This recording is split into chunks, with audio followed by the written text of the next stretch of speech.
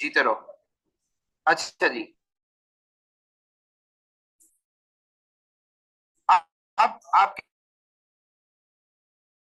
पास अगला जो सवाल है।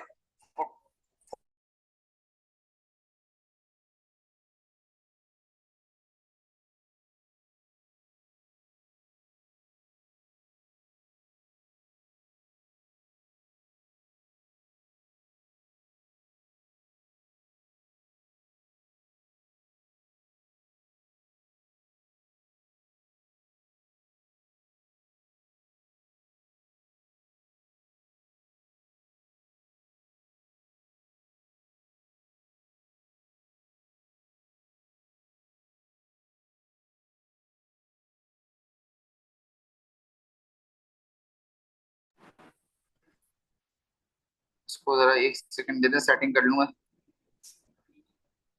हाँ यार।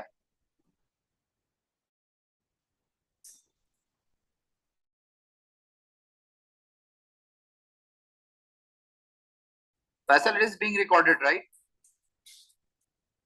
पूरा छोड़ दो अब। Three rays of light.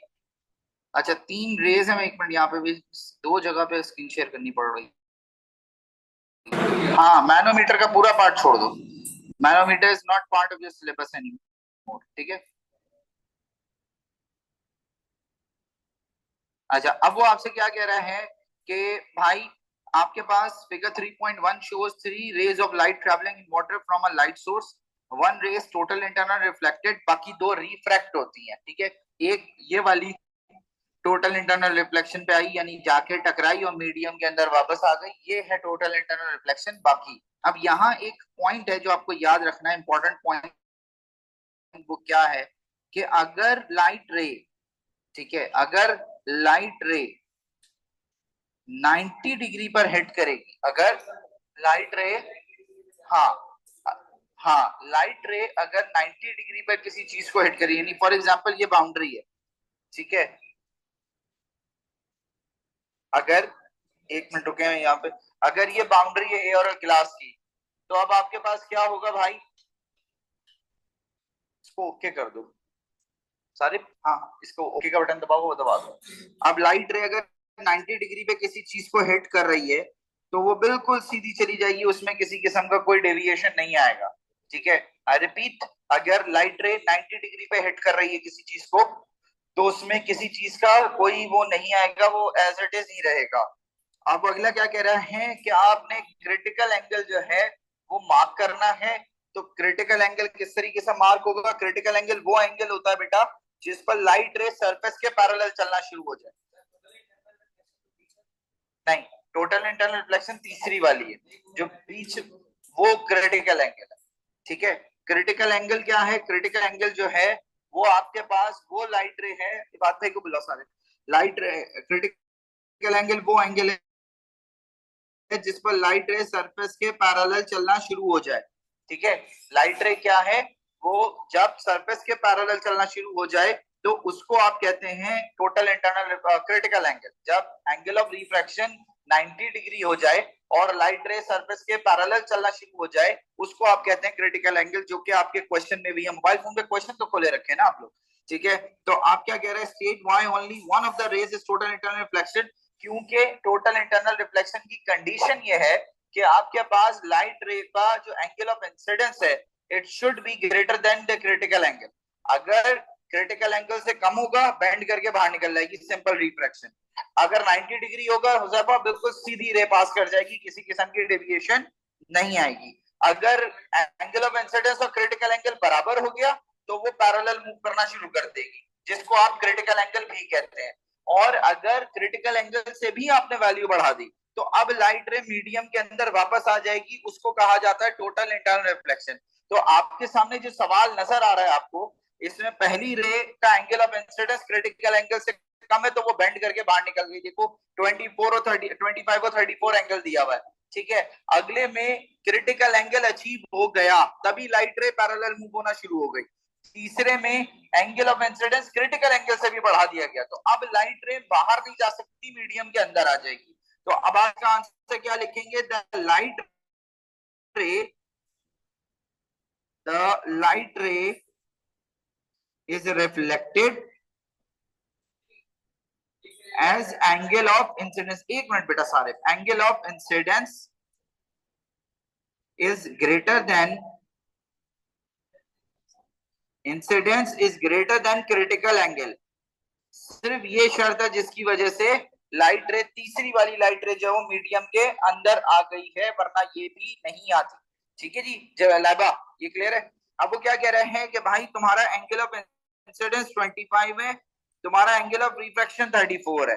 वो कह रहा है रिफ्रैक्टिव इंडेक्स निकाल के दो। आपकी ग्लास की ये मूवमेंट हो रही है वाटर से एयर, तो वाटर से एयर का फॉर्मूला होता है sine R over sine I. ठीक है, एयर से ग्लास में होगा sine I over sine R, glass से एयर में होगा साइन आर ओवर, यानी शैलो टू डीप होगी sine I over sine R, deep to shallow movement होगी sine R over sine I. Clear? अगर आपके पास एयर टू वाटर जा रहा है तो रिफ्रैक्टिव इंडेक्स का फॉर्मूला होगा sine I over sine R. ठीक है, और जबकि ये वाला केस है मेरे पास वाटर टू एयर, ये मूवमेंट होगी sine R over sine I. क्या ये जो ऑनलाइन बैठे हैं उन्हें समझ आती है? हाँ हाँ हाँ, कौन पूछ रहा था? फैसल ही तो रिकॉर्ड कर रही है। ठीक है, फैसल और फाइक दोनों ऑनलाइन बैठे हुए, दोनों के पांव में मेहंदी लगी हुई है। डन? अच्छा जी, अब आपके पास n is equal to sine 34 divided by sine 25। मेरा नहीं ख्याल इसमें कोई रॉकेट साइंस चीज है कि आप इसको जल्दी से करके दिखाइए आंसर। हाँ, 1.32। अच्छा, एक चीज याद रखिएगा कि रिफ्रैक्टिव इंडेक्स का कोई यूनिट नहीं होता। Refractive index is a ratio, ratio का कोई यूनिट नहीं होता। ठीक है कबीर भाई, ये बात याद रहेगी जी। एन तो सिंबल है ना, सिंबल जो होता है वो एन है, जो यूनिट है अयान जहान 2019 जून पेपर 22। ठीक है, अच्छा जी, आपके पास जो रिफ्रैक्टिव इंडेक्स है उसका सिंबल एन है, और उसका जो यूनिट है वो कोई यूनिट नहीं है, क्योंकि ये रेशियो है, रेशियो ऑफ एंगल्स। तो रेशियो जो होता है उसका कोई यूनिट नहीं होता। वो क्या कह रहा है कि आप तुमने रिफ्रैक्टिव इंडेक्स निकाल लिया, आप क्रिटिकल एंगल निकाल के दो। तो क्रिटिकल एंगल का फॉर्मूला आपने पढ़ा है n is equal to 1 over sine C. मुझे की वैल्यू चाहिए, करके दीजिए शाबाश। n आपने निकाला है 1.32 is equal to 1 over sine C. मुझे c की वैल्यू चाहिए, जल्दी से बताइए जो ऑनलाइन बैठे वो भी। रिफ्रैक्टिव इंडेक्स वो 1.32 यूज करोगे ना, वो एंगल जिस पर लाइट रे सरफेस के पैरेलल मूव कर जाए। बेसिक है, सारे भी है तो कोई बात नहीं। हाँ, 43.4 डिग्रीज। ठीक है, जो ऑनलाइन बैठे हैं उन्हें ये बात समझ में आएगी। 49.2 आ रहा है सबका, 49.2 आ रहा है। मैं क्या पागल हो गया क्या? सी इनवर्स नहीं करोगे क्या? मतलब बेसिक मैथ भी आती है तुम लोगों की मैथ्स पर आज तक पढ़ने पे। डन? इनवर्स एक्स इनवर्स का बटन दबा होगा वहां पे। 49.2 है, सही है, फैसल भाई सही बता रहे थे।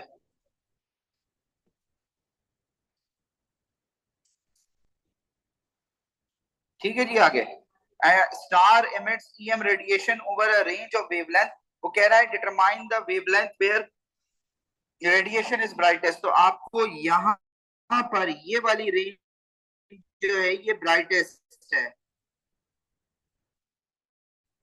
और ये रेंज आ रही होगी 1, 1.1, 1.2।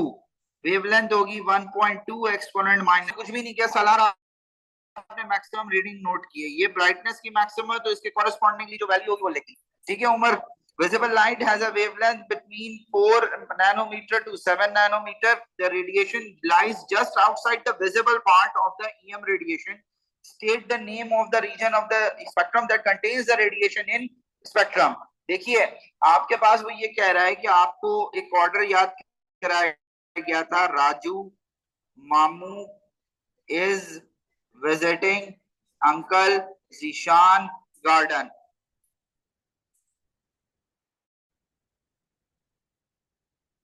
ठीक है, अब वो कह रहा है विजिबल लाइट की रेंज है 400 नैनोमीटर से 700 नैनोमीटर तक। वो कह रहा है कि जो ये तुम्हारी वैल्यू आई है ना, ये विजिबल तो नहीं है, तो हमें भी समझ आ रहा है। 120 नैनोमीटर आई है। अब 120 नैनोमीटर 400 से पहले आएगा, ये 400 के बाद आएगा? पहले आएगा। इसका मतलब ये यहां हुआ ना, है ना? तो इसका मतलब क्या हुआ, ये वाली या इंफ्रारेड है या ये अल्ट्रावायलेट है। देखो, तुम्हारे पास रीडिंग क्या है, 120 नैनोमीटर। ठीक हो गया, 1.2 एक्सपोनेंट माइनस 7 को आप 120 नैनोमीटर कह सकते हैं। अब मैं आपसे ये कह रहा हूँ कि जो रीजन आप देख सकते हैं, जिसकी वजह से मैं देख रहा हूँ, मैं तो खैर आपको काला होने की वजह से मुश्किल होगा, तो आपके पास जो रेंज है वो 400 नैनोमीटर टू 700 नैनोमीटर। हम लोग ये लिख के जो बोलो अभी ज्वाइन करें, अभी क्या, अभी फौरी तौर पे।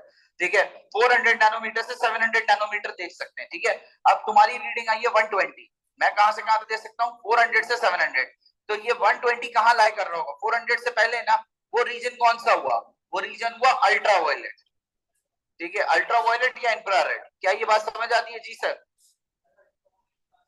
अल्ट्रावायलेट, वायलेट के बाद, हाँ, 400 नैनोमीटर ज्यादा या 700? ठीक है, यानी तुम्हारे पास ये रीजन यहाँ है ना, ये वाला 120 इस तरह होता है 400, और ये होता है 700, और फिर आप आगे बढ़ते चले जाते हो। तो ये 400 से पहले हुआ ना। जो ऑनलाइन बैठे हैं उन्हें ये बात समझ में आई जी या नहीं आई? हाँ, नहीं कोई नहीं कटेगा, नहीं एक लिखना होता है ना। यस या नो में जवाब दीजिए, जो ऑनलाइन बैठे हुए हैं वो क्लियर है या नहीं? मलिका रो फोन है। अब्दुल्ला, फाइक, फैसल, इफरा, अयान, क्लियर है ये? इफरा, क्लियर है ये? देखो, आपके पास रीडिंग क्या आई है, 120 नैनोमीटर। क्लियर? अब वो कह रहा है तुम 400 से 700 तक देख सकते हो। तो ये 700 से ज्यादा है या 400 से कम है, क्या है ये? हाँ, तो तुम जीरो ऐड करके माइनस साइन ले जा सकते हो ना, बेसिक मैथ्स। पॉइंट्स अगर उधर लेके जाओगे तो पावर भी बढ़ेगी ना, इंडाइसिस वाला मेथड ना। 1.2 माइनस 7 120 नैनोमीटर नहीं बन जाएगा? ठीक है, तो ये आपके पास है। अब वो क्या कह रहा है, रेडिएशन फ्रीक्वेंसी की निकाल के दो। वेवलेंथ स्पीड ये है, वेवलेंथ आपको दी गई है। हाँ, जो आपके पास रीडिंग आई है ना 1.2 एक्सपोनेंट माइनस 7, उसकी आपने फ्रीक्वेंसी निकाल के देनी। तो आपको 3 नंबर का ब्रेकअप क्या होगा, कि भाई सबसे पहले आप फॉर्मूला लिखेंगे v is equal to F times lambda. अब इलेक्ट्रोमैग्नेटिक स्पेक्ट्रम की खास बात यह है कि जितनी वेव्स हैं सबकी एक ही स्पीड है, जो स्पीड ऑफ लाइट है ना? भाई रेडियो से लेके गामा तक सारी की सारी एक ही स्पीड पे चलती हैं, and that is the speed of light. तो आपने स्पीड की जगह का 3.0 एक्सपोनेंट 8, मुझे फ्रीक्वेंसी चाहिए, वेव लेंथ मैंने निकाली थी 1.2 एक्सपोनेंट माइनस 6, फ्रीक्वेंसी निकाल के दो। 2.5 एक्सपोनेंट 10 पावर 14, आंसर क्या, यूनिट क्या आएगा, हर्ट्ज। क्या ये क्लियर है? पार्ट बी कहाँ है, बता तो दिया, एक सेकंड रुको। हाँ भाई, ये 1200 नैनोमीटर है, ये 400 से 700 के बीच में नहीं है ना? हाँ या ना? हाँ, नहीं है, तो 700 के बाद आएगा ये, वो अल्ट्रावायलेट होगा या इंफ्रारेड होगा? ज्यादा बेहतर आंसर है अल्ट्रावायलेट। क्लियर? नहीं, एक। फिर आते हैं क्वेश्चन नंबर 5। मैं क्या करूं यार, मैं खुद।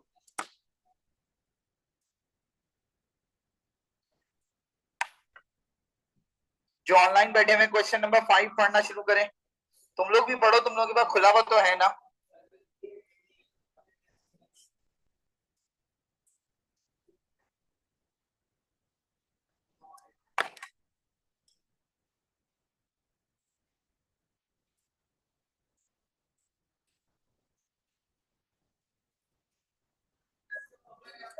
v is equal to F lambda. अच्छा जी, क्वेश्चन नंबर 5 कह रहा है कि भाई एक पार्ट ऑफ मशीन है जो कि इलेक्ट्रोस्टैटिक चार्जेस जो है ना वो उसको रीड करती है।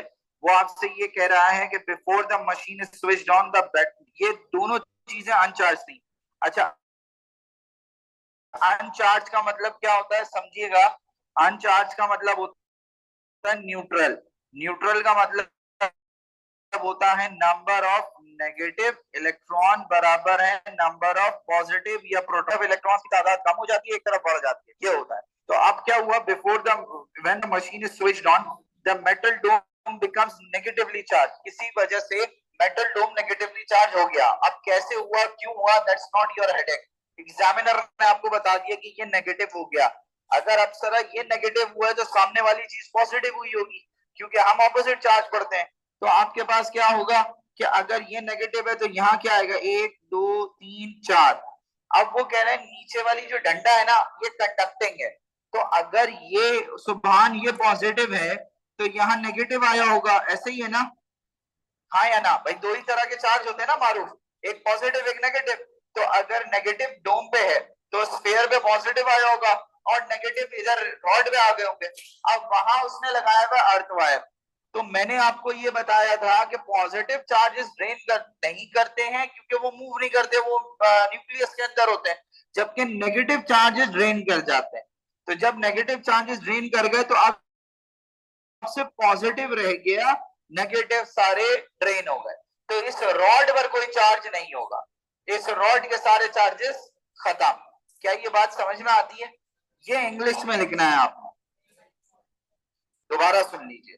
आपने क्या करा, देखो मेटल डोम नेगेटिवली चार्ज है, बता दिया उसने, आपने उसके अंदर कोई चेंजेस नहीं करने। उस नेगेटिवली चार्जेस की वजह से ये मेटल बॉल पॉजिटिव चार्ज हो गई एक। अब जब मेटल बॉल पॉजिटिवली चार्ज हो गई तो इसके नीचे जो कंडक्टिंग रॉड है, यूजुअली ये कंडक्टिंग रॉड नहीं होती जोसेफा, ठीक है, यूजुअली ये इंसुलेटर की बनाई जाती है सलार, ताकि सिर्फ ऊपर का इसका चार्ज रहे नीचे का ना हो। तो नीचे की जो कंडक्टिंग रॉड है इसमें नेगेटिव आ गए, ऊपर बॉल पे पॉजिटिव नीचे रॉड पे नेगेटिव। अब उसी रॉड से, एक मिनट सारे, उसी रॉड से आपने अर्थवायर कनेक्ट कर दिया, तो नेगेटिव तो ड्रेन कर जाते हैं इजीली क्योंकि वो इलेक्ट्रॉन्स होते हैं। पॉजिटिव मूव नहीं करते क्योंकि वो न्यूक्लियस के अंदर होते हैं। तो आपके पास क्या हुआ, नेगेटिव जो है वो ड्रेन कर गए, रॉड के सारे चार्जेस खत्म हो गए, रॉड पर अब कोई चार्ज नहीं है क्योंकि सारे के सारे आपने ड्रेन करा दिए। मेटल बॉल पर पॉजिटिव चार्ज है, देखो डायग्राम है, ये पूरा एक्सप्लेन करना है आपने 2 नंबर के लिए। कि जब आप इस तरह शुरू करेंगे कि जैसे ही स्विच ऑन हुआ, मेटल जो डोम था वो नेगेटिव चार्ज हुआ, उसने मेटल बॉल के पॉजिटिव अपनी तरफ अट्रैक्ट किए, नेगेटिव रिपेल करके रॉड में आए, रॉड से वो अर्थ वायर के थ्रू ड्रेन हो गए। क्लियर है ये बात? हाँ, जो ऑनलाइन बैठे हुए हैं ये बताइए, क्लियर है ये?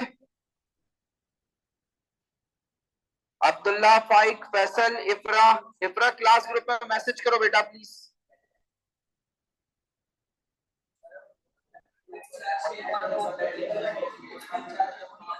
एक मिनट। हाँ, नहीं ना, अगर वो इंसुलेटर हुआ फिर लिखना शुरू करो, as the metal dome is negatively charged,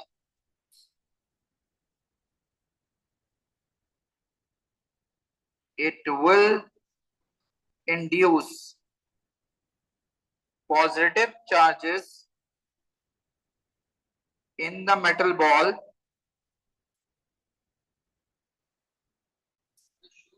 and मैं बोल रहा हूं and negative charges in the rod which are drained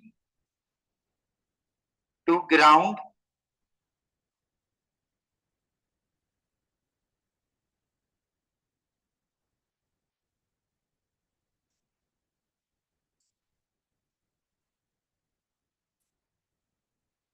due to which ball becomes positive। जो ऑनलाइन बैठे हुए उन्हें ये क्लियर है? अब्दुल्ला से लेके आयान तक यस या नो में जवाब दीजिए। हाँ,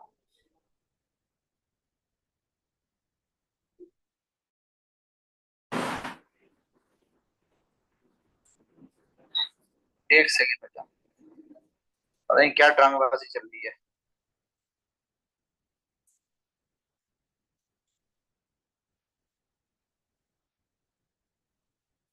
कनेक्ट हो गया जी।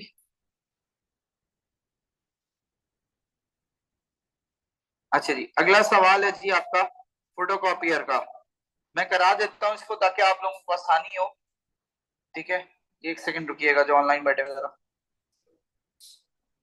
हाँ, हाँ बेटा।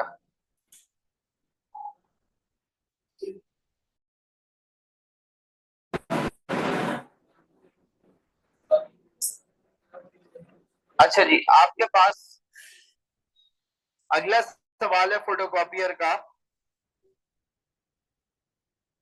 सवाल पे आए, फोटोकॉपियर के सवाल।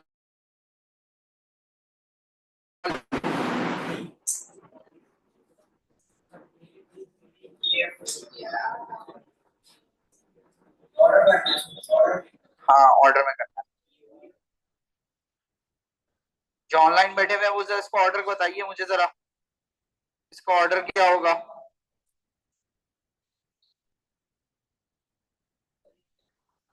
2019 पेपर 22, स्टैटिक इलेक्ट्रिसिटी। अच्छा जी, वो आपसे ये कह रहा है, अगला जो पार्ट है, हुक्म। हाँ, हाँ, है, हाँ। इंड्यूस का मतलब क्या है? पागल है क्या? बेसिक इंग्लिश की भी ऐसी तैसी कर दो। भाई इंड्यूस का मतलब होता है एक चीज मौजूद है, हाईलाइट करके सामने आ गई। हाँ, ठीक है, इधर देखें। आपके पास ऑर्डर क्या है? एक ड्रम है जिसको पॉजिटिव चार्ज दे दिया गया। ठीक है, उसके बाद क्या होगा? एक इमेज जो है वो उस ड्रम पे प्रोजेक्ट की जाती है, तो अगला पॉइंट क्या होगा? डी। ठीक है, उसके बाद एक सेकंड रुको यार,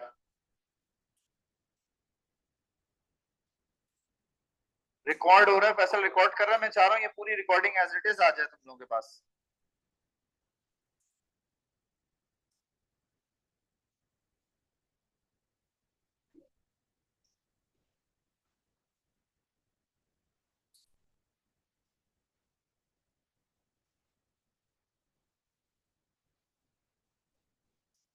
एक सेकंड रुकना बेटा, क्लास ये रहे।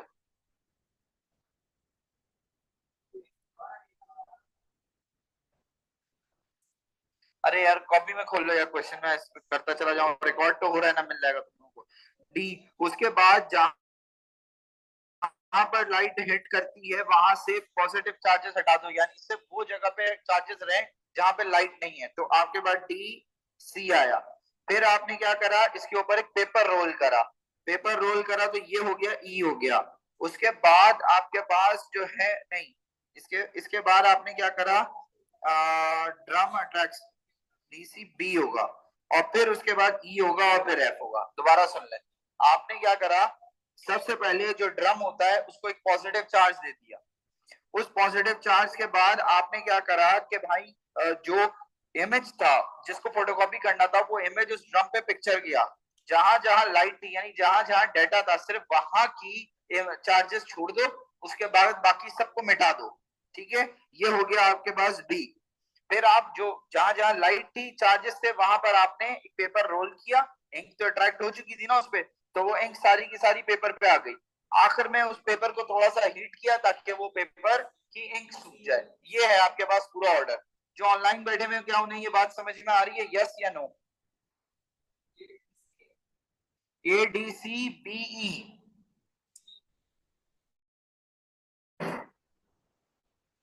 एफ तो, ए और एफ तो गिवन है ना ऑलरेडी। ठीक है, दोबारा सुन लीजिए क्या किया आपने। आपके पास ड्रम था, उस पर आपने पॉजिटिव चार्जेस डिस्ट्रीब्यूट किए। फिर आप आपने इमेज की फोटोकॉपी प्लेस करी, बाकी सारी जो चार्जेस थे वो मिटा दिए, सिर्फ वो चार्जेस रह गए जो पिक्चर में थे।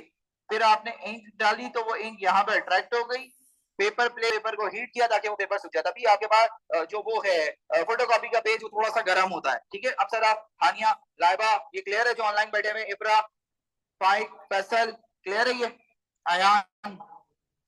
अब आते हैं लेक्स स्टडी पे।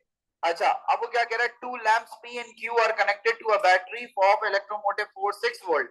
आपको पता है पैरेलल के अंदर वोल्टेज सेम रहता है, पैरेलल के अंदर वोल्टेज सेम रहता है। तो जी ये 6 वोल्ट है, ये यहाँ का भी 6 वोल्ट है और यहाँ पे भी 6 वोल्ट होगा। ठीक है, वो कह रहा है कि P की रेजिस्टेंस है 15 ओम और यहाँ का करंट है 0.65। ठीक है, यहाँ का करंट है 0.65। तो क्या मैं यहाँ का करंट निकाल सकता हूं? मेरे पास वोल्टेज है, मेरे पास रेजिस्टेंस है, तो मैं क्या करूंगा भाई, current V is equal to I into R, I is equal to V upon R. V कितना है, पैरेलल में सेम होने की वजह से 6 और रेजिस्टेंस कितनी है बेटा आयशा शान से 15। तो मेरे पास आंसर क्या आया, 0.4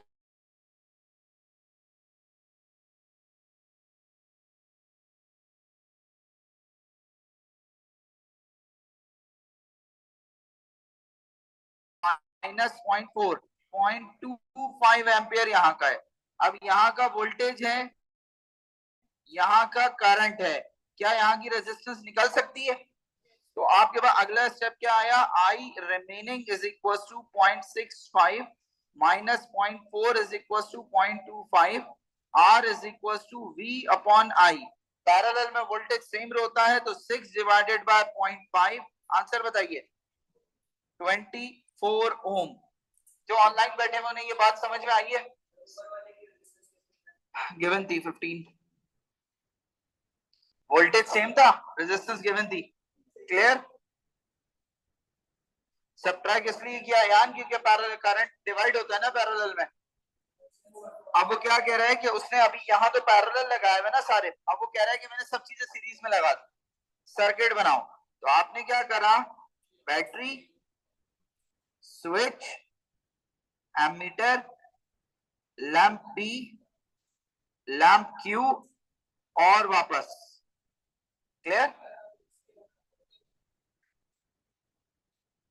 इसके सीरीज में वोल्टेज डिफरेंट होगा, करंट सेम हो जाएगा। एक याद कर लो, दूसरा उसका इनवर्स है। Explain why the ammeter reading is less than 0.65 when the lamps are connected in series। भाई देखो सीरीज में टोटल रेजिस्टेंस का फॉर्मूला होता था R1 प्लस R2, और दूसरी चीज आपको पढ़ाई गई थी अप्सरा कि भाई resistance is inversely proportional to current.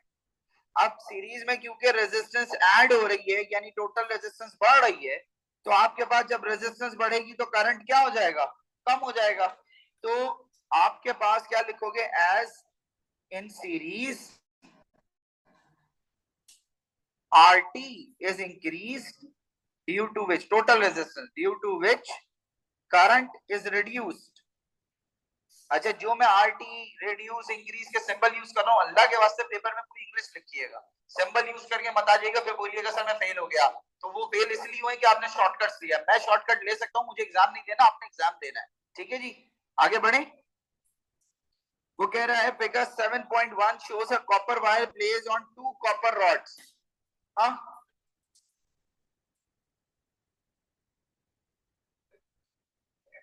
आना सीरीज है ना भाई। Figure 7.1 shows a copper wire placed on 2 copper rods on a magnetic field। अब ये आ गया मैग्नेटिक इंटरफेरेंस वाली कहानी। यहाँ दो मैग्नेटिक फील्ड्स होंगी, कैसे देखते हैं। जब आपने जैसी इसको टच किया इस वायर को, तो अब यहाँ से पॉजिटिव कन्वेंशनल करंट ट्रेवल होना शुरू हो गया। ठीक है, जो पॉजिटिव टू नेगेटिव घूमता हुआ जाएगा। अब एक मैग्नेटिक फील्ड आपके पास यहाँ मौजूद है, नॉर्थ टू साउथ। ठीक है, वो तो है ना, वो तो करंट हो या ना हो मैग्नेटिक फील्ड तो है, तो इंडिपेंडेंट है। लेकिन जैसे ही आपने यहाँ से करंट पास करना शुरू किया, अब दो मैग्नेटिक फील्ड्स हो गई, एक मैग्नेटिक फील्ड इस करंट की और एक मैग्नेटिक फील्ड इस मैग्नेट की। ये दोनों इंटरफेयर करेंगी जिसकी वजह से ये कॉइल मूव करेगा। क्या ये बात समझ में आई? हानिया नहीं आई। दोबारा सुने भाई, देखें आपके पास जो ऑनलाइन बैठे वो बताइएगा।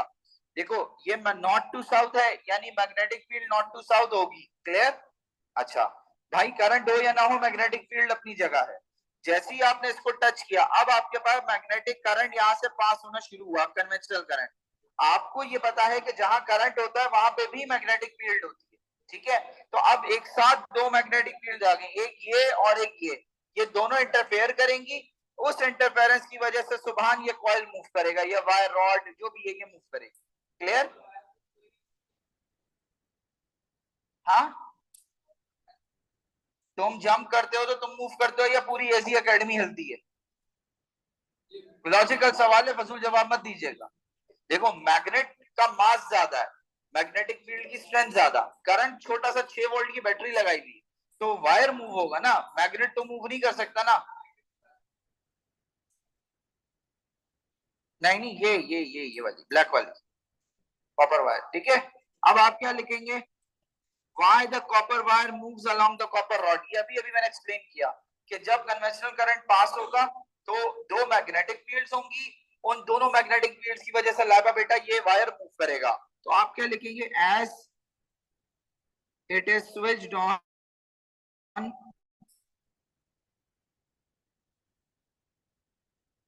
Due to the flow of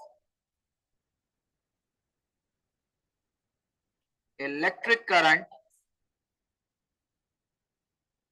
there are two magnetic fields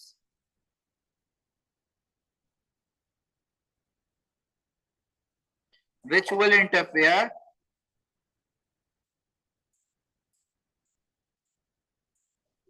and the rod will move.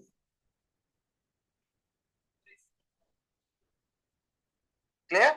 अब वो क्या कह रहा है कि कोई सी दो डिवाइसेस के नाम बताओ। भाई लातादार डिवाइसेस है, loud speaker, doorbell, relay, circuit breaker, कोई से भी दो नाम लिख लें।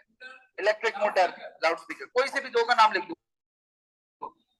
इलेक्ट्रिक मोटर जिसको हम डीसी मोटर भी कहते हैं, loud speaker, read relay, circuit पे वर्किंग करते हैं। अगला सवाल, अच्छा जी, अब ये वाला जो है ये 2019 में पूरा सिलेबस से बाहर चला गया। ये है सीआरओ की अंदर की कंस्ट्रक्शन, अब ये सिलेबस का पार्ट नहीं है। अगला सवाल आते हैं, वो क्या कह रहे हैं आपसे? अच्छा अगेन दोबारा एक चीज और, कि अब आपको सबको पता है पेपर पैटर्न चेंज हुआ 22 में, अब आपके पास 10 सवाल है और 10 के 10 करने, कोई चॉइस नहीं है आपके पास पेपर 2 में। तभी आपके लिए गेम थोड़ा ज्यादा सख्त है। पहले इनके पास चॉइस होती थी, सेक्शन ए अलग होता था, सेक्शन बी अलग होता था। सेक्शन बी में इनके पास चॉइस होती थी एक सवाल की, अब नहीं है, ठीक है? अब आपने 10 है और 10 के 10 करने, देयर इज नो चॉइस, कोई आसान नहीं है, ठीक है? अब वो क्या कह रहे हैं कि भाई ये डिस्टेंस है, डिस्प्लेसमेंट बताएं। अब अगर आपको यहाँ से एजी एकेडमी के वॉशरूम जाना हो तो आपकी डायरेक्शन ये होगी, पहले नीचे जाएंगे, फिर ऊपर आएंगे, फिर इबाद भाई के पास जाएंगे, फिर वॉशरूम जाएंगे, ठीक है? नहीं, उल्टा बोल रहा हूँ। अगर आपको वॉशरूम जाना है तो आप बिल्कुल सीधे नाक की सीध में वॉशरूम चले जाएंगे। लेकिन जब आपको वापस आना हो और आपका दिल ना कर रहा हो पढ़ने का, तो आप क्या करेंगे? आप इस तरीके से घूमते फिरते वापस आएंगे। तो अगर डायरेक्टेड आपके पास डायरेक्शन है, यानी आप बिल्कुल एक शॉर्टेस्ट पाथ पे जा रहे हैं, वो डिस्प्लेसमेंट होगी। और अगर आप घूमते घुमाते जा रहे हैं तो वो डिस्टेंस है, यानी covered distance with no direction, ठीक है? वो डिस्टेंस है। और आपके पास डिस्प्लेसमेंट क्या होगा? डिस्टेंस विद शॉर्टेस्ट डायरेक्शन, ठीक है? तो वो क्या कह रहा है? Using the figure and scale determine the displacement in travelling from A to B. मेरा नहीं ख्याल ये मुश्किल है, एक बॉक्स अगर 5 किलोमीटर का है तो आप सीधा सीधा हिसाब लगा सकते हैं कितना हो रहा है, बताइए भाई का आंसर बताओ। जाहिर सी बात है स्केल डायग्राम। बाइक पैसा लेफ्रा, आंसर बताओ। नहीं ना, पाइथागोरस थ्योरम कहां से लगा दोगे भाई? हाँ, पाइथागोरस थ्योरम भी लगा सकते हो। 50 किलोमीटर या 45-50 किलोमीटर, ठीक है? अच्छा, डिस्टेंस और डिस्प्लेसमेंट के दरमियान फर्क कितना है? Scalar quantity, displacement vector. तो आप क्या लिखेंगे? Distance is a scalar quantity. अच्छा, अब स्केलर को फर्दर डिस्क्राइब कर देना।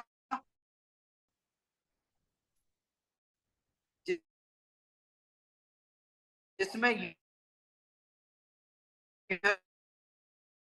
नहीं होता, without without direction, whereas displacement is a vector quantity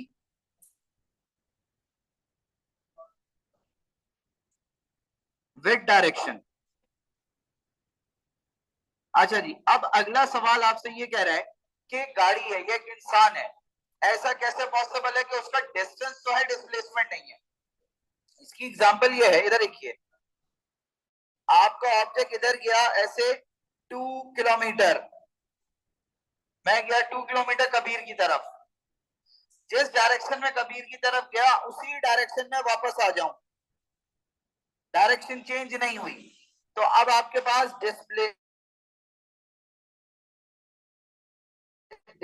distance तो 4 किलोमीटर है, 0 हो गई, क्योंकि डिस्प्लेसमेंट में डायरेक्शन आती है तो फॉरवर्ड और बैकवर्ड ने कैंसिल कर दिया। क्या ये बात समझ में आती है? यानी अगर आपके पास डायरेक्शन ऑपोजिट हो जाए और मैग्नीट्यूड सेम हो तो डिस्टेंस तो होगा, बिकॉज वो स्केलर है, उसमें डायरेक्शन ऐड नहीं होती, लेकिन डिस्प्लेसमेंट 0 हो जाएगी। तो आप क्या लिखेंगे? द कवर्ड डिस्टेंस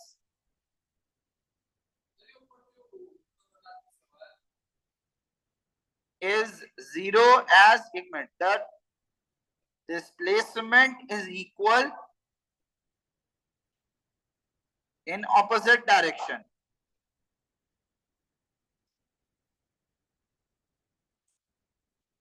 सवाल ये कह रहा है कि ये बताइए कि आपने डिस्टेंस तो कवर किया, डिस्प्लेसमेंट नहीं, ऐसा कैसे पॉसिबल है?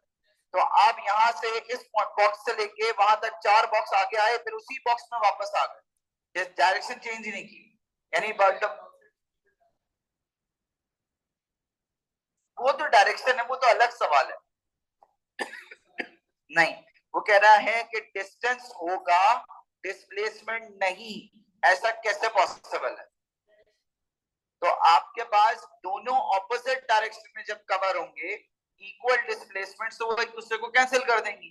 ठीक है जी। किसकी क्लास है? सर मंसूर? ओके, जाओ। ठीक है, अब वो कह रहा है at town B the car makes an emergency stop, the total stopping distance is the sum of thinking distance and braking distance. Thinking distance क्या था? इसकी एग्जांपल बेटा ये रिकॉर्ड होके आ जाएगा ना। ठीक है, थिंकिंग डिस्टेंस क्या था? आप गाड़ी चला रहे हैं शाला फसल पे, आपको सिर्फ हाथ दिख गए, आपने डिसाइड करना शुरू किया ब्रेक दबाना है एक्सीलरेटर, तो ये इस दौरान जो डिस्टेंस कवर हुआ, that is thinking distance and thinking time. When you are deciding, आपको तरस आ गया, नहीं यार इसके 3 बच्चे छोटे छोटे, इसमें ब्रेक दबा देते हैं, जैसे ही आपने ब्रेक दबाया, वहां से लेके जब तक गाड़ी स्टॉप पे नहीं आएगी, रेस्ट पे नहीं आएगी, ये होगा ब्रेकिंग डिस्टेंस और ब्रेकिंग टाइम। तो थिंकिंग डिस्टेंस कैसे होगा भाई? थिंकिंग द डिस्टेंस कवर्ड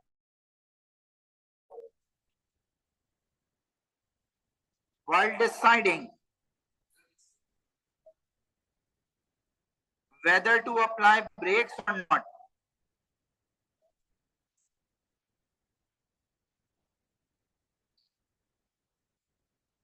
फिर वो क्या कह रहा है कि भाई जो गाड़ी के ब्रेक हैं वो बहुत खराब है, जिसकी वजह से ब्रेकिंग डिस्टेंस बढ़ गया। कौन से 2 और फैक्टर है जिनसे braking distance? Road condition, tyre condition.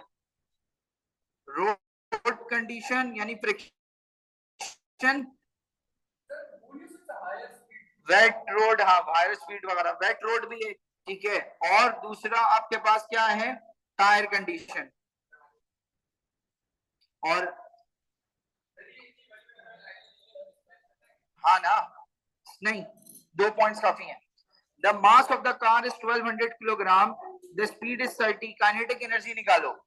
तो आपको काइनेटिक एनर्जी का फॉर्मूला बताया गया है half M V square, 1/2 200 into 30 का स्क्वायर।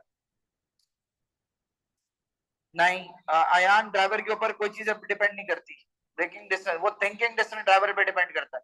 200 इंटू 30 का square, kinetic energy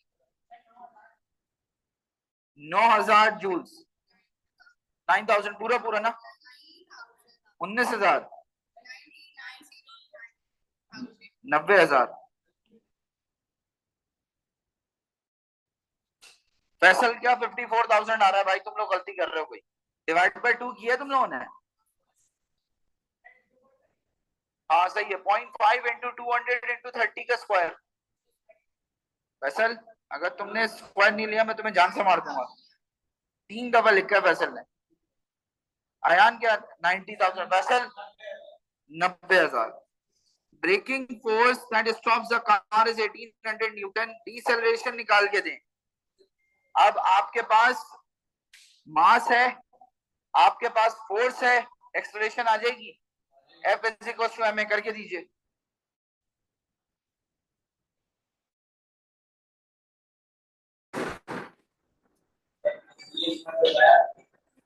F is equal to M A करके दीजिए बेटा जल्दी से। बेटा तुम्हारा कैलकुलेटर रेडियन में है, पैसा कन्वर्ट करो उसको।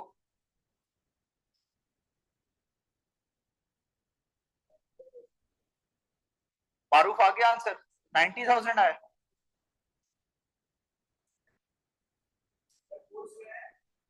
फोर्स है जी आपके पास 1800 न्यूटन। एम इंटू ए भाई बेसिक फॉर्मूला है, मास इंटू एक्सलेरेशन। हाँ half M B square, mass into velocity का स्क्वायर यार। एक्सलेरेशन निकालनी है आपने, डिसेलरेशन की वैल्यू निकालनी है। 1.5 आ रहा है।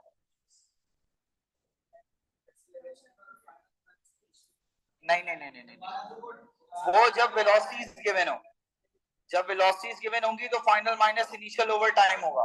यहाँ आपको डायरेक्ट फोर्स और मास गिवन है तो F is equal to M A लगाओ।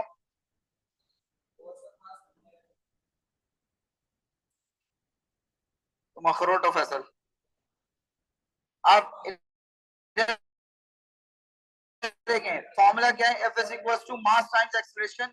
1800 is equal to 200 multiply by A.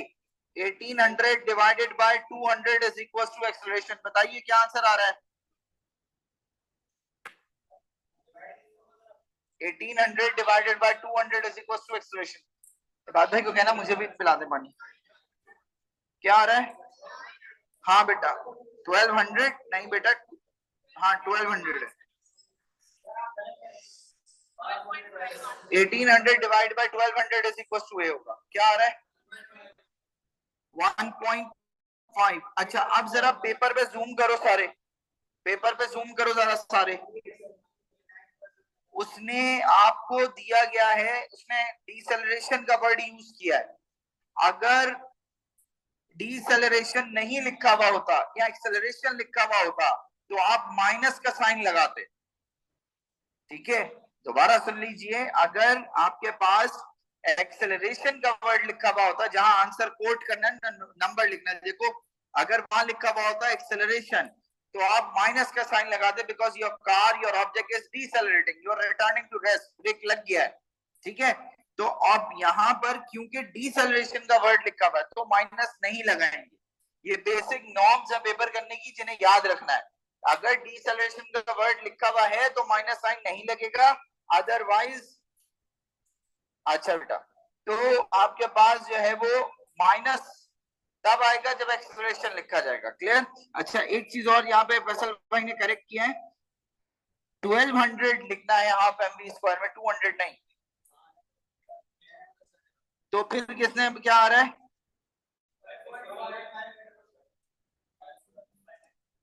Kinetic energy में हाफ एम बी स्क्वायर में मास 1200 रखें और आंसर बताएं।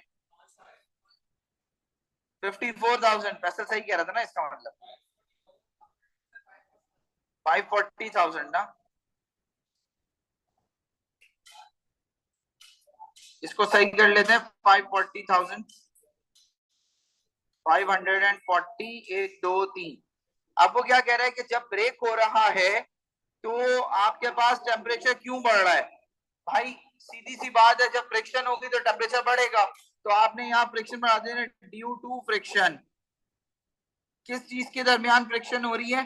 बिटवीन रोड्स एंड टायर, जिसकी वजह से टेम्परेचर बढ़ेगा। क्लियर?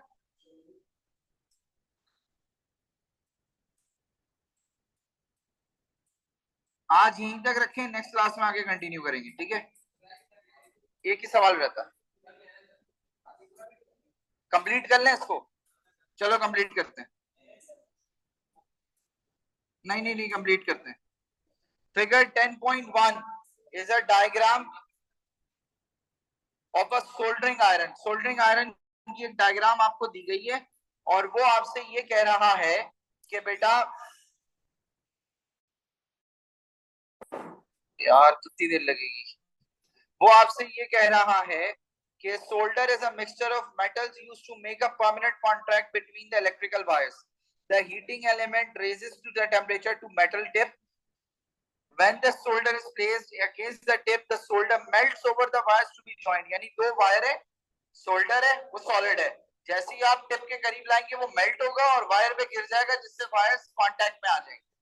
वो क्या कह रहा है? When the solder cools, it solidifies and permanent contact is made. The working temperature is 380 degree centigrade. 380 है।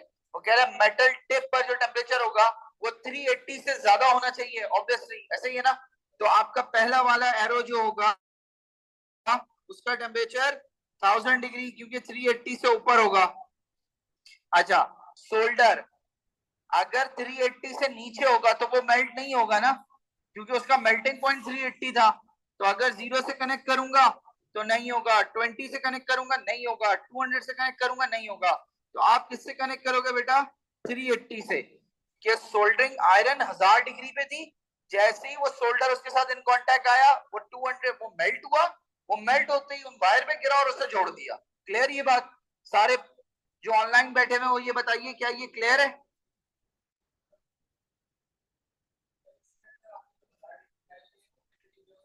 हाँ, नहीं नहीं, मेटल टिप का वर्किंग टेम्परेचर क्या? Metal of the metal tip, हाँ ना।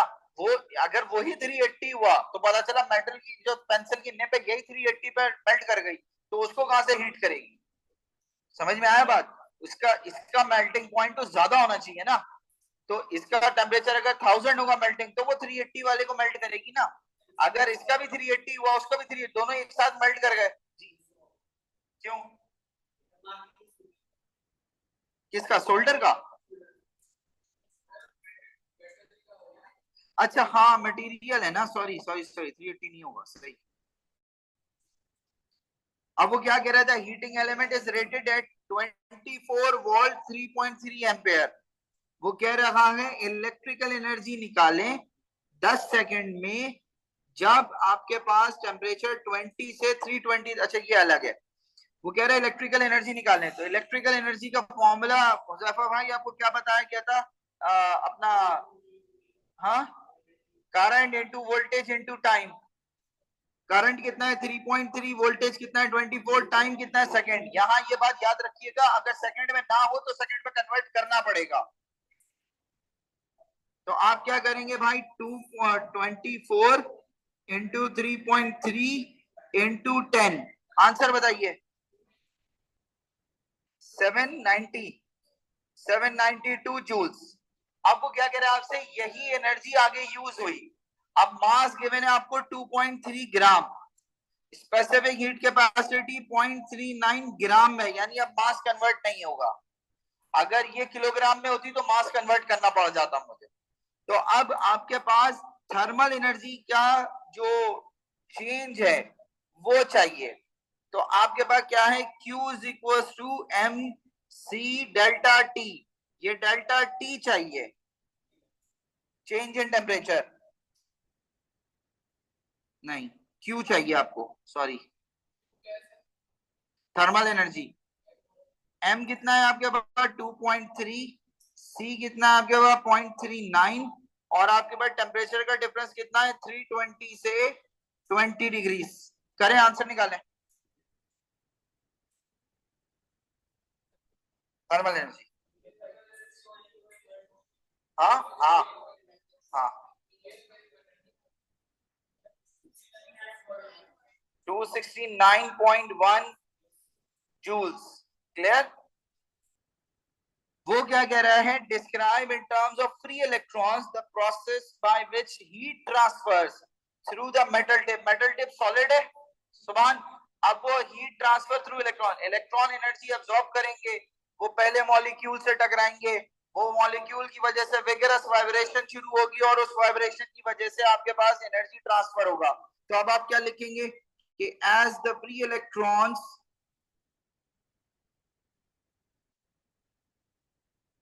absorb energy,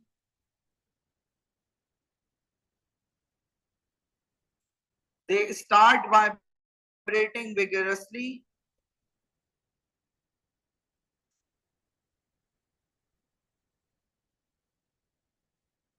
increasing collision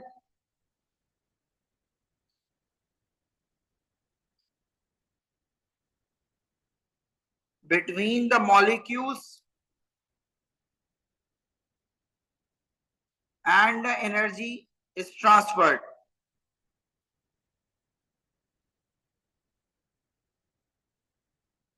Heat is lost from the metal tip by convection.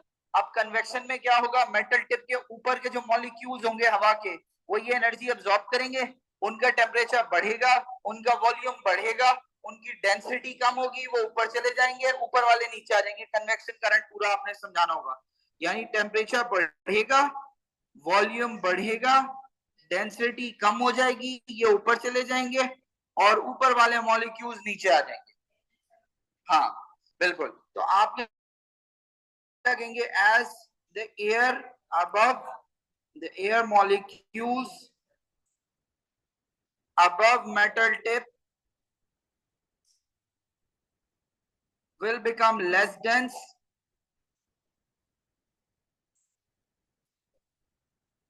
rises up and are replaced by the molecules having high density. Clear ji, यहां तक हुजैफा, सारे, सुभान, clear? नहीं। अच्छा जी, अगला सवाल आपके पास थर्मोकपल का है। अगेन थर्मोकपल सिलेबस का पार्ट नहीं है। थर्मोकपल की वर्किंग ये टेम्परेचर का पार्ट है। टेम्परेचर का पूरा चैप्टर अब आपका सिलेबस का नहीं है, सिवाय कन्वर्जन के, centigrade to kelvin, kelvin to centigrade. Clear? Plus 273।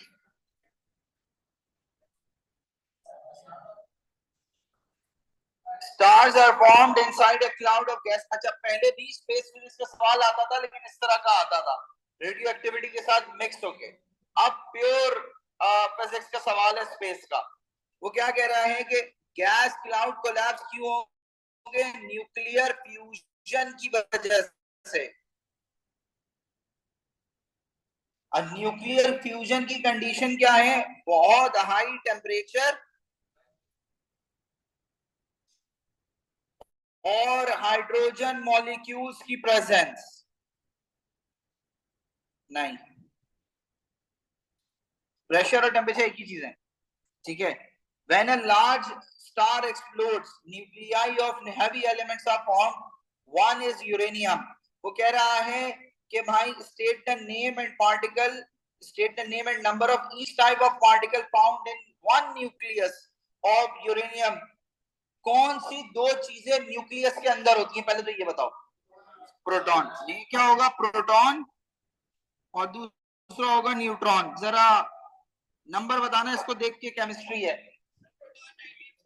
Proton 92 है और ये 235 माइनस 92 होंगे, ठीक है। State one feature that is same for the nuclei of all isotopes. Isotope का मतलब क्या होता था? Salar, same atomic number, different mass number. जितने आइसोटोप निकाल लो, एक चीज कॉमन होगी, वो क्या होगा? Same number of protons.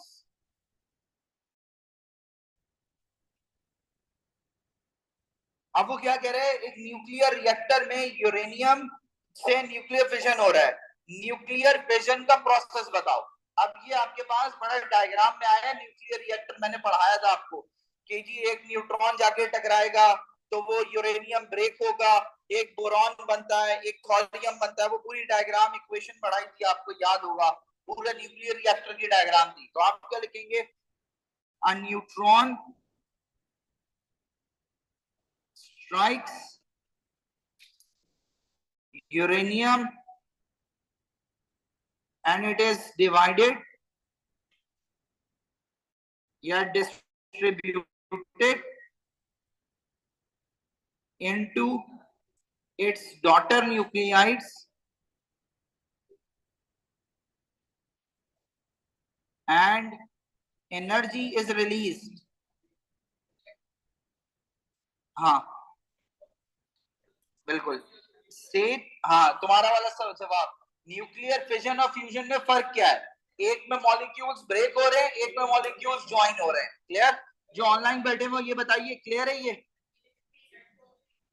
हाँ, फ्यूजन स्टार, फिजन अर्थ। फिजन अर्थ पे पॉसिबल है जिसकी वजह से एटॉमिक बॉम्ब है, न्यूक्लियर रिएक्टर है।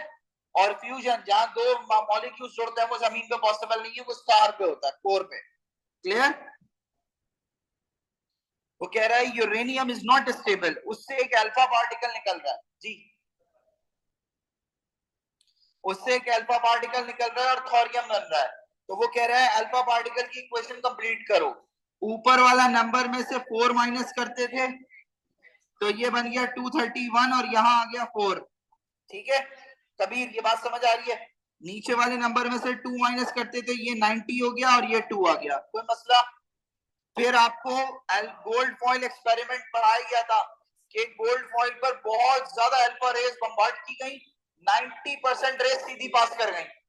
क्यों? क्योंकि गोल्ड का जो न्यूक्लियस था मेजॉरिटी खाली था। अब देखो ये हमारा कमरा ज्यादातर खाली है, ठीक है, इतना फर्नीचर नहीं है, आप जहां चाहे आराम से ट्रेवल करें, लेकिन अगर फर्नीचर ज्यादा आप चल नहीं पाएंगे। तो गोल्ड का न्यूक्लियस ज्यादातर खाली था, तो मैक्सिमम रेज सीधी चली गई, कुछ रेज रिफ्लेक्ट बैक करी। तो उससे ये पता लगा कि अल्फा पॉजिटिव है, तो इसके अंदर भी कोई पॉजिटिव चीज है जो रिपेल कर रही है, तो प्रोटॉन दरियाफ्त हुआ। ठीक है, तो आप क्या लिखेंगे, डिस्क्राइब व्हाट इज सीन। अच्छा ये पॉइंट बी आपने मार्क कर दिया कि मैक्सिमम लाइट जो नजर आएगी वो बिल्कुल सीधे में नजर आएगी, तो खाली है, ये एक अंडरस्टूड है। ठीक है, गोल्ड फॉइल एक्सपेरिमेंट में मैक्सिमम रेस सीधी गई थी। फिर वो क्या कह रहा है आपसे, describe what is seen on other parts, nothing, few scattered bright spots, एक आध इधर उधर कोई नजर आ गया। क्यों? क्योंकि वो रिफ्लेक्शन भी हो रही है ना, बाउंस बैक हो रहा है। वो कह रहा है टू कंक्लूजन, एक न्यूक्लियस इज एम्प्टी जिसकी वजह से ये रेस सीधी गई, और दूसरा न्यूक्लियस इज पॉजिटिवली चार्ज जिसकी वजह से रिपल्शन हुई। हुज़ैफा ये बात समझ में आती है जी?